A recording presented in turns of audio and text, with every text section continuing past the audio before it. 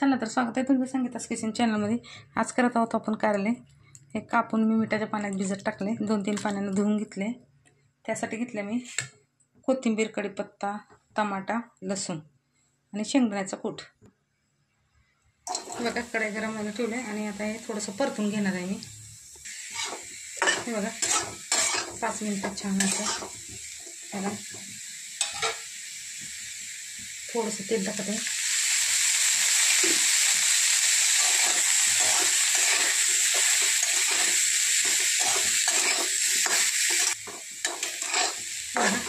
अगोदर असं कारलं परतून घेतल्यानंतर कडू होत नाही अजिबात।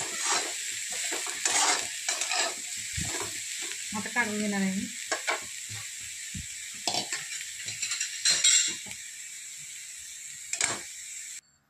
आता परत टाकत आहे मी 2 चम्मच तेल।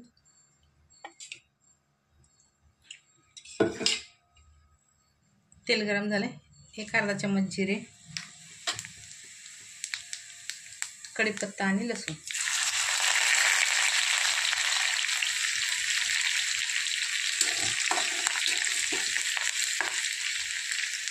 लसूण थोडंसं लाल झाले, आता टाकत आहोत टमाटा।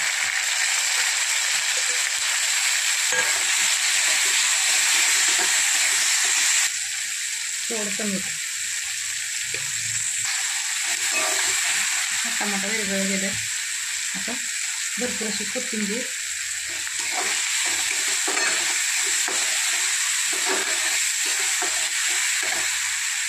आता टाकत आहोत मोहरी,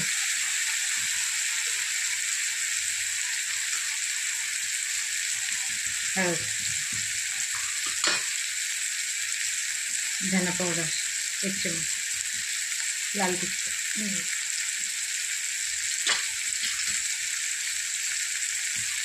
लाल तिखट, 2 चम्मच, घरचा काळा मसाला 1 चम्मच,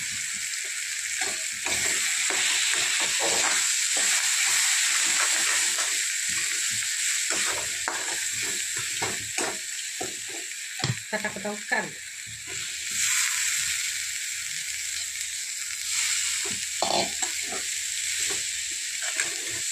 छान मिक्स करून घ्यायचं आणि शेंगदाण्याचं कूट टाकायचं आपल्याला।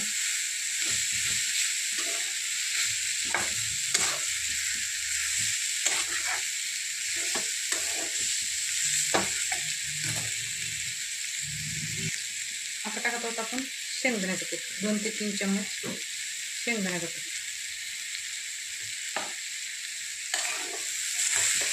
त्याला पण मिक्स करून घ्यायचं।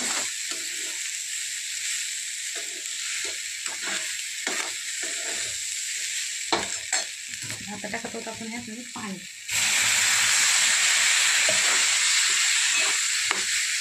आणखीन थोडंसं मीठ टाकत आहे मी।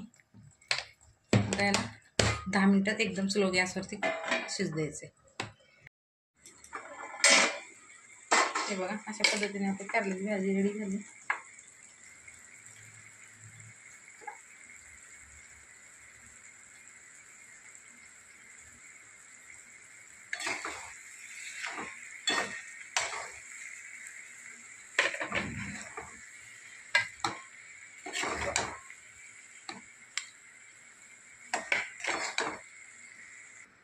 हे बघा अशा पद्धतीने रेडी झालेली आपली भाजी।